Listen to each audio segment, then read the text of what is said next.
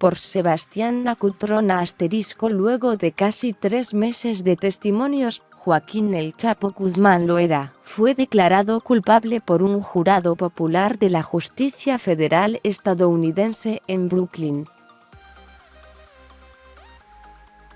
en lo que fue denominado como el juicio del siglo. El máximo líder del cártel de Sinaloa enfrentó 10 cargos penales vinculados al crimen organizado transnacional, que pueden derivar el próximo 25 de junio en una sentencia firme de cadena perpetua. El encarcelamiento del Chapo Guzmán marcará el inicio de una nueva época en México. Si bien el efecto simbólico del veredicto contra el principal estandarte del narcotráfico no es menor, el impacto a largo plazo difícilmente altera la dinámica del crimen organizado en México y la región. Al contrario, la evidencia empírica sugiere que la decapitación de las estructuras delictivas impulsada por Estados Unidos en América Latina solo ha traído aparejada la fragmentación del crimen organizado y el aumento de la violencia. Con la asunción de Felipe Calderón en diciembre del 2006, la guerra contra el narco provocó la muerte o el encarcelamiento de gran parte de los principales capos narcos en México. A bajas resonantes como las de Heriberto el Lazca Lazcano, los Zetas, Nazario el Loco Moreno, la familia michoacana, y Arturo el Barbas Beltrán Leiva, los Beltrán Leiva, se sumaron las capturas de notables cabecillas como Miguel Ángel Z40 Treviño Morales, los Zetas, Servando La Tuta Gómez Martínez, los Caballeros Templarios, y Mario Cárdenas Guillén, el Golfo.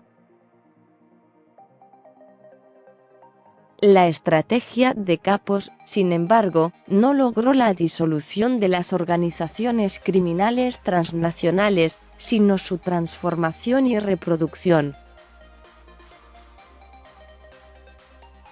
Según registros oficiales, en 2006 existían solo 6 grandes cárteles operando en el territorio azteca: Milenio, la familia michoacana, el Golfo, Juárez, Tijuana y el Pacífico.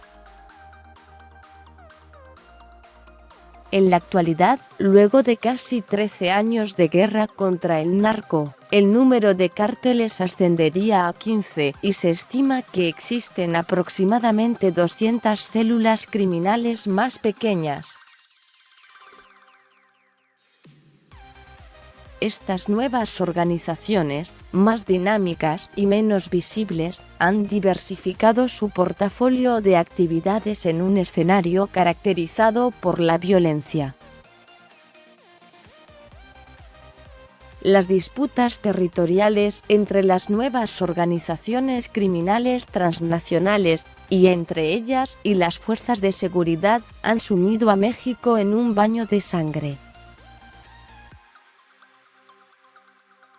Con 33.341 asesinatos, un equivalente a 25,8 homicidios por cada 100.000 habitantes, la violencia en el país azteca alcanzó un récord histórico en el año 2018.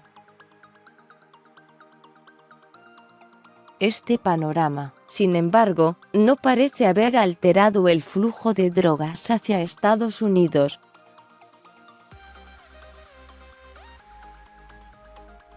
De acuerdo a la Oficina de las Naciones Unidas contra la Droga y el Delito, cerca del 90% de la heroína encontrada en Estados Unidos proviene de México. Este país es también fuente de marihuana, fentanilo y otras drogas sintéticas. A la vez, se ubica en una ruta clave para la distribución de la cocaína proveniente de Colombia y el resto de los países andinos. La nueva administración presidencial de Andrés Manuel López Obrador parece no haber tomado nota Si bien el líder del Movimiento de Regeneración Nacional, Morena, declaró públicamente que ya no hay guerra contra el narco, la estrategia nacional del mandatario mexicano continúa plagada de ambigüedades e imprecisiones.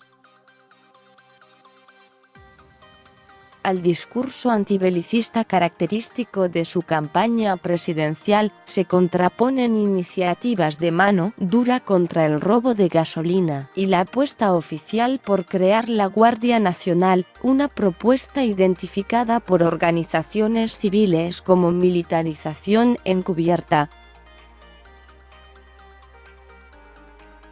Comillas, el encarcelamiento del Chapo, en este contexto, muy difícilmente altera la dinámica del crimen organizado transnacional. La estrategia de capos impulsada por Estados Unidos ha demostrado ser altamente ineficaz para afrontar tanto el narcotráfico como los determinantes de la violencia en México.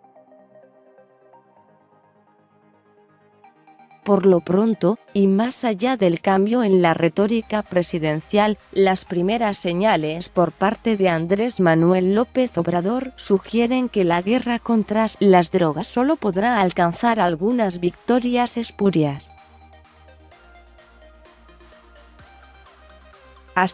Sebastián Cutrona es profesor de Relaciones Internacionales de la Universidad Nacional de La Rioja. Lo aquí expuesto es opinión del autor y no refleja la postura editorial de este medio.